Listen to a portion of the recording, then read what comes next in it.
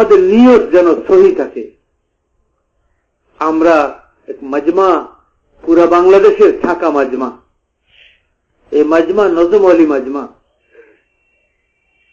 এরা খিত্তাওয়ালি, পুরা ময়দানের আনেওয়ালা মাজমার এরা মেজবান। এরা কি, আপনারা কি মেজবান না মেহমান?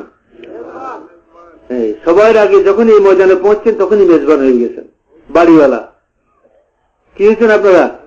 আপনারা বাড়িওয়ালা। আজকে রাত্রে থেকে রওনা হবে সারা বাংলাদেশ থেকে, যেসব জেলাগুলোর প্রথম অংশে ইজতেমা, আল্লাহর বান্দারা, মুজাহিদিনরা রওনা হয়ে যাবে। কেউ বা দোকানে তালা লাগাবে, কেউ বা বিবিরে শ্বশুরবাড়ির পাড়ে ঘর বন্ধ করে আসবে, তার সমস্ত প্রোগ্রাম সব ক্যান্সেল করে দিয়ে এই 4-5টা দিনের জন্য নিজেরা ফারুক করে আসতেছে। কেউ বা 4 মাসের জন্য, কেউ বা বিদেশের জন্য, কেউ বা দেশে সফর করার নিয়তে 40 দিনের জন্য, 2 মাসের জন্য পায়দল সবার জন্য তৈরি হয়ে আসতেছে। আল্লাহর বান্দারা, মুজাহিদরা আসতেছে। এসার পরে রওনা হয়ে যাবেন সবাই, সন্ধ্যার দিকেও রওনা হয়ে যাবেন, রাত ভর পৌঁছতে থাকবে। বেশিরভাগ মজমা কাল সকালে পৌঁছে যাবে। আনেওয়ালা এই মজমা কি ভাই?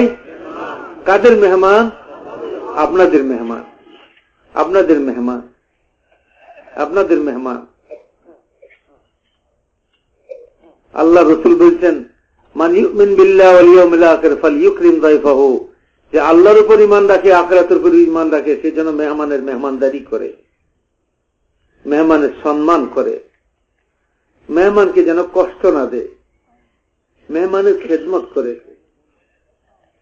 যদি মেহমান অমুসলমানও হয়, যদি মেহমান, হুজুর সাল্লাল্লাহু আলাইহি ঘরের সব বিবিদের ঘরের খানা খাই ফেলাইছিল, যে কি মুসলমান খাইছিল? এগুলা এই সমস্ত ঘটনা মুখস্থ করিয়া মজমার মধ্যে সুবহানাল্লাহ করার জন্য বলবো, না নিজের এটার উপর উঠাবার জন্য?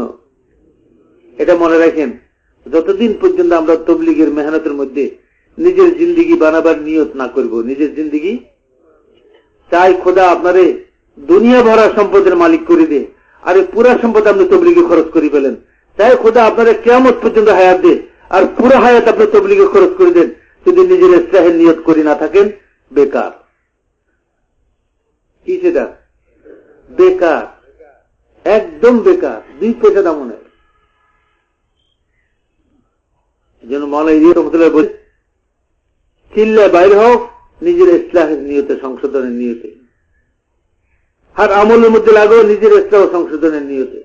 যত পুরনোই হোক, তালিমে বসো নিজের গরজে। কার গরজে? তালিমে বসাটা কার গরজ? আমার গরজে বসতেছি আমি হেদায়েতের মুহতাজ।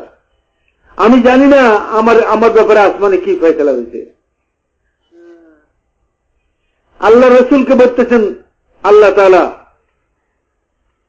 যে, হে মুহাম্মদ সাল্লাল্লাহু আলাইহি ওয়াসাল্লাম, ওয়াবুদ রাব্বাকা হাত্তা ইয়াতিয়াকাল ইয়াকিন, আপনি ততক্ষণ পর্যন্ত আল্লাহর ইবাদতের মধ্যে এবং আল্লাহ পাকের হুকুমের উপর চলতে থাকেন, হাত্তা ইয়াতিয়াকাল ইয়াকিন আল মউত, যতক্ষণ পর্যন্ত আপনার মউত না আসে।